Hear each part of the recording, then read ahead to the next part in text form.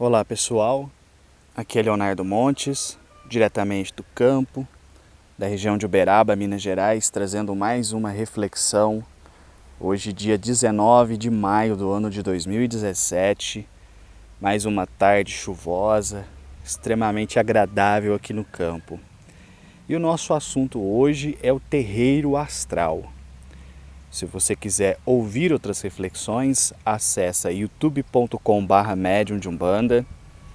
E se quiser conhecer a nossa página no Facebook, acessa facebook.com/medium de Umbanda. Em breve nós teremos algumas lives lá pelo Facebook, porque é muito mais fácil fazer pelo Facebook do que pelo YouTube. E se você quiser conversar comigo de forma particular, você pode acessar lá a página e mandar uma mensagem, que assim que possível eu te responderei com o maior prazer, ok? Então vamos lá, tema de hoje, o terreiro astral. Eu pensei muito em que nome dar a esse tema, né? Terreiro espiritual, terreiro do além. Eu achei que terreiro astral ficou estiloso. Mas o que eu quero dizer com isso? Bom, não é novidade para ninguém que vocês sabem que eu sou fã da obra do espírito André Luiz. A obra do espírito André Luiz, na minha humilde opinião, é uma obra que pertence à espiritualização da humanidade. Ela não é uma obra espírita, ela é uma obra para o espírito, seja ele encarnado ou desencarnado. Então, eu considero ela uma coletânea fantástica e que deve ser lida, estudada, inclusive pelos umbandistas, sem dúvida alguma. Uma obra importantíssima, vastíssima, sobre o mundo espiritual. Até onde eu sei, André Luiz é um dos primeiros a descrever o aspecto espiritual de uma casa religiosa.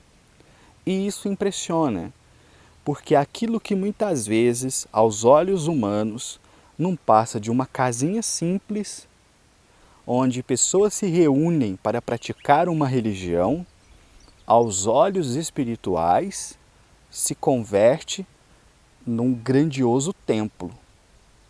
Então, isso é algo que realmente mexe com a gente. E isso, obviamente, se estende a todas as religiões. Então, às vezes, ali tem uma igreja, mas se é uma igreja onde se pratica caridade, é uma igreja onde há amor, é uma igreja onde há espíritos. Então, aquela igreja, ela não é só uma igreja, ela também é um templo espiritual. Ela tem uma contraparte espiritual.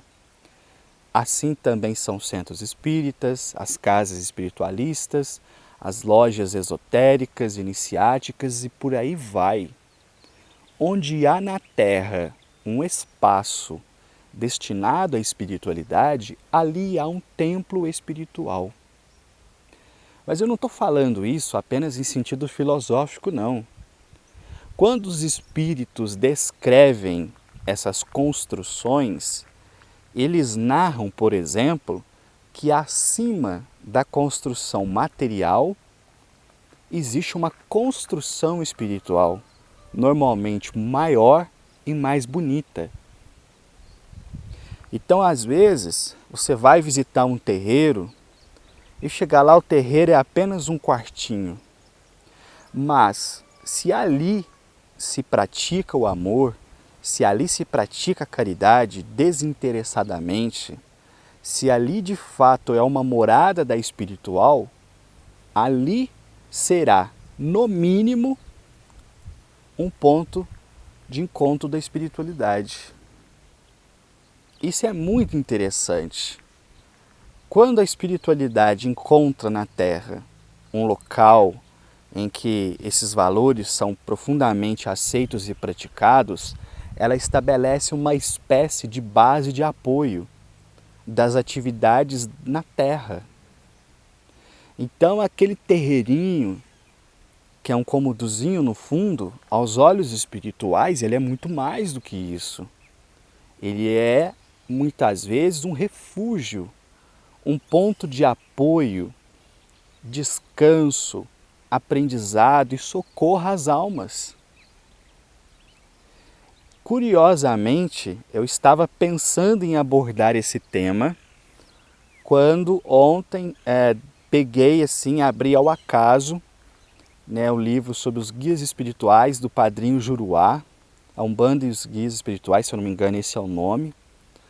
E aí um determinado trecho ele estava falando justamente disso, de uma experiência aparentemente, né, que ele teve, onde ele saiu do corpo, visitou o terreiro. E o terreiro era, aos olhos materiais, apenas um galpãozinho. Mas quando ele chegou em espírito, ele viu que acima do galpãozinho havia mais 3 andares. E ele falou, mas que estranho, não tem esses andares nesse prédio, é só o galpão.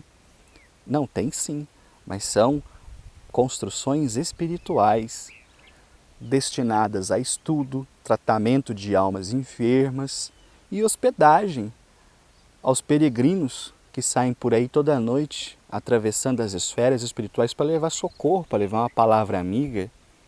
Então ele conta nesse livro que ele ficou bastante impressionado com essa visão que ele teve. Aquele terreiro que era simplesmente um galpão era muito mais do que isso. Tinha uma construção espiritual ali. Então vocês percebem assim que quando a gente fala, né, que o chão do terreiro é sagrado, não é o chão físico, porque todo chão é sagrado. O chão que eu estou pisando agora é sagrado, o chão que você está pisando agora é sagrado, foi criado por Deus, tem uma finalidade. Mas quando nós dizemos isso em relação ao terreiro, a um centro espírita, a uma igreja, solo sagrado, campo santo, é porque ali há uma presença constante da espiritualidade naquele local. E isso para mim é fascinante. Os guias falam para a gente, vocês vêm aqui uma vez por semana. Nós estamos aqui todos os dias. Mas estão fazendo o quê? Estão trabalhando, estão ensinando, estão socorrendo, estão acolhendo. O espírito não tira férias. O trabalho deles é um trabalho constante. Nós temos uma vida material para cuidar e normalmente nós separamos 1 ou 2 dias da semana para as tarefas espirituais, mesmo assim não o dia inteiro, apenas uma pequena fração, algumas horas. O espírito não precisa trabalhar para sobreviver. O trabalho dele é o serviço útil à humanidade. Então eles vão até esses locais prestar serviços, esclarecimento, a dezenas, às vezes a centenas de almas que ali comparecem. Então um terreiro ele tem a sua contraparte astral, a sua contraparte espiritual, que normalmente é muito maior do que a construção física, onde se faz um trabalho muito maior do que o trabalho que se faz no plano físico. E é por isso que nós temos que ter respeito e veneração por esse ambiente, porque ali é uma escola de almas. Então tenho visto algumas pessoas na Umbanda dizerem assim, nós alugamos o espaço do salão quando ele está ocioso. Mas eu não conheço essa expressão no que se refere a um trabalho espiritual. Nunca está ocioso. Pode não ter ninguém encarnado ali naquele momento, mas há alguma coisa ali dentro. Há um trabalho sendo feito o tempo todo. Eu narrei isso no último estudo da desobsessão. O senhor, ele era moleque ainda, foi avisado que não entrasse em determinado horário do terreiro. E ele entrou. Assim que ele entrou, que ele chegou lá no meio, ele desmaiou. Quando o pessoal foi perguntar para a espiritualidade o que aconteceu, eles falaram, a gente estava fazendo um trabalho muito forte, lidando com entidades muito inferiores e você simplesmente atravessou o campo vibratório. Essas vibrações incidiram sobre você, por isso que a gente falou, tal dia, tal hora, você não entra no terreiro. Então tudo tem uma finalidade, tudo tem um porquê. Ah, Léo, mas você está dizendo então que não se pode fazer nada no terreiro que não seja no dia da gira? Não, não é isso. Você pode fazer outras atividades, até acho que você pode até ceder o espaço para alguma coisa cultural, de fato, mas nunca sem o consentimento da espiritualidade, nunca de qualquer jeito. Às vezes eu vejo pessoas falando assim, a gente vai limpar o terreiro em qualquer horário, qualquer dia, e eu sinceramente não concordo com isso. Eu acho que para tudo tem que ter hora. Certa vez eu disse, mediunidade tem dia e tem hora para acontecer. Não enquanto fenômeno, ela acontece qualquer hora. Mas enquanto prática religiosa, ela tem uma hora, ela tem um local certo. A gira não começa todo dia. Você não faz, essa semana vamos fazer a gira segunda-feira, 8 horas da noite. Na terça-feira nós vamos fazer a gira às 7. Na quarta nós vamos fazer às 9 da manhã. Não funciona assim. Você tem que ter um critério, você tem que ter um calendário, e as entidades elas vão se programar dentre as suas muitas atribuições para estar ali naquele dia, naquele horário. Durante algum tempo nós fazíamos atendimento espiritual em casos mais graves fora do dia do terreiro. Então a gente tinha a gira, por exemplo, no sábado. A pessoa não podia ir sábado, ela estava muito mal. Ela podia ir segunda. A gente ia na segunda, os guias vinham, atendiam aquela pessoa. Quando terminava o trabalho, a gente ficava cansado. Alguns passavam mal, vomitavam.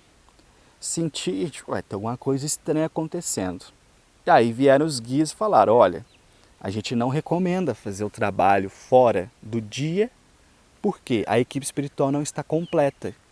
Quando vocês querem atender uma pessoa, a gente está disponível para atender. Mas e o resto da equipe? Porque não é um trabalho só. Nunca fiz um trabalho de umbanda em que viesse o preto velho e falasse assim, eu vim sozinho. Não existe essa palavra sozinho. Eles nunca andam sozinho, eles nunca fazem um trabalho sozinho. Sempre tem que ter pelo menos um Exu lá de fora, fazendo a proteção, e sempre tem mais um ou outro guia ali dentro, dando a sustentação para o trabalho. Nunca é apenas um médium e uma entidade para atender um consulente. Há uma equipe. E eles falaram para a gente, olha, quando é na gira, a equipe está completa. Então a força da corrente ela é mais forte.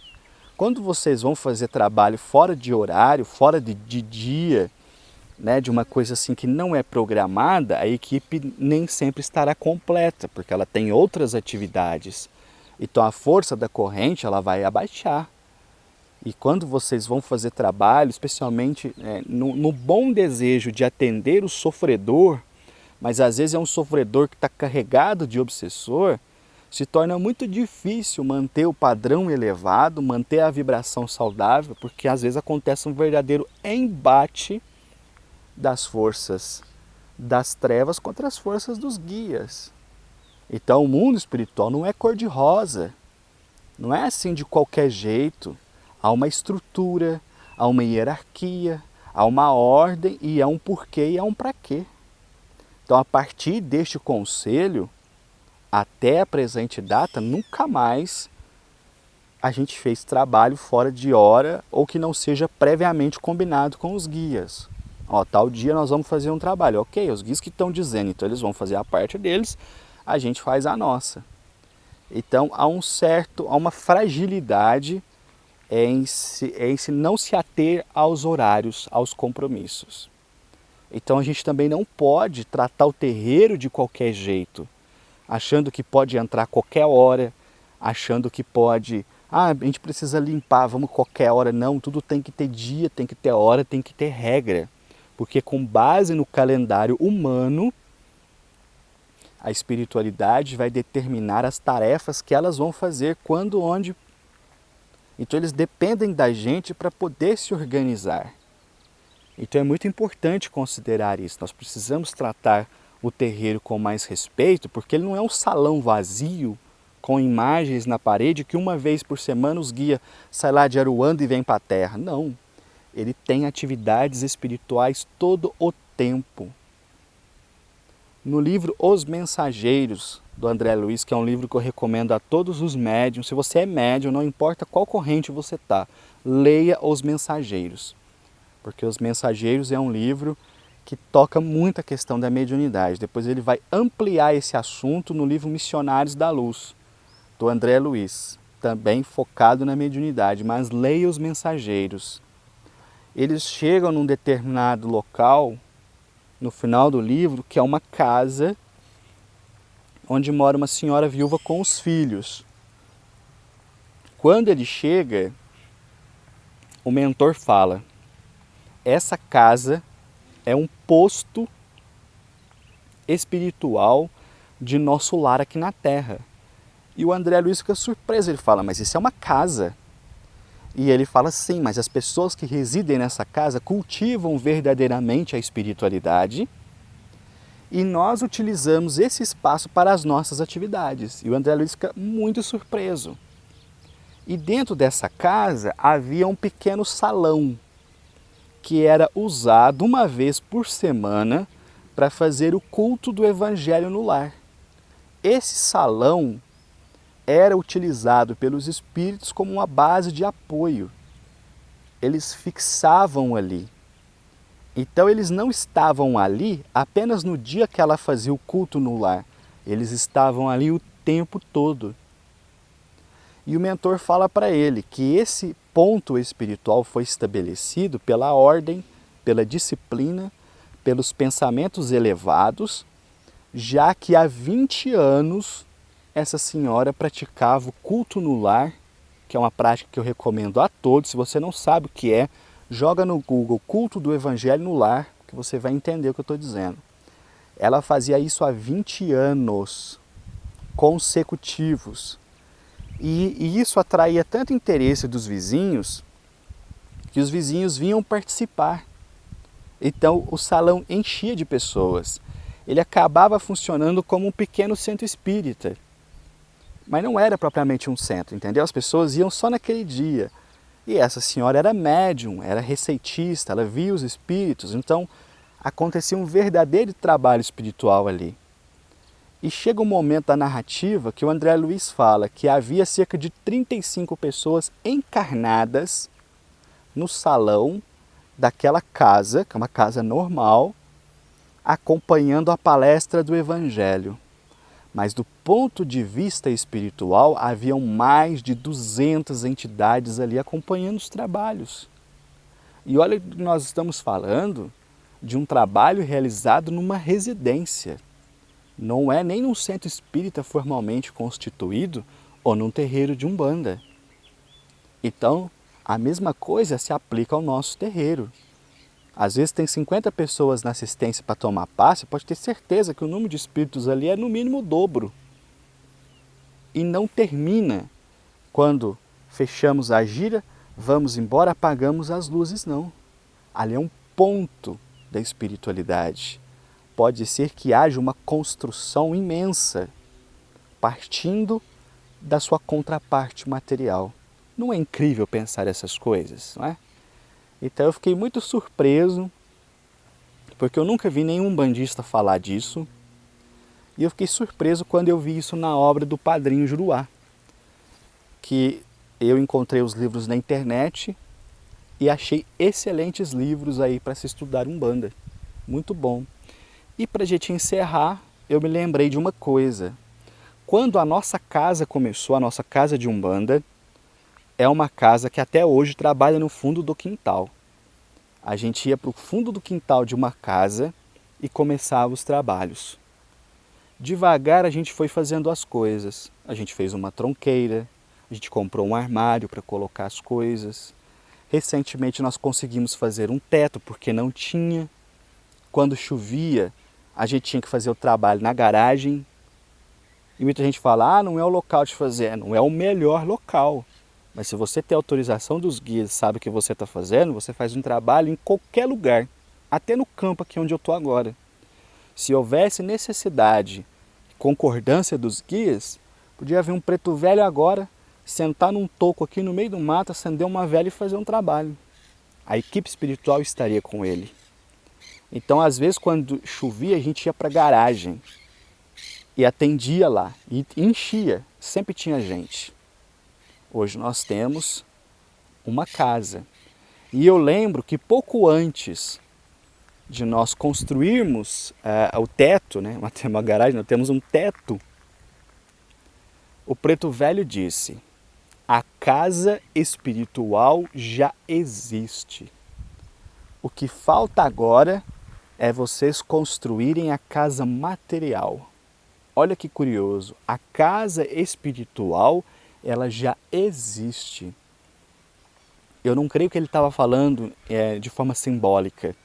Eu acho que de fato ele estava dizendo a gente que já havia uma construção espiritual naquele terreiro, naquele quintal onde a gente fazia os trabalhos.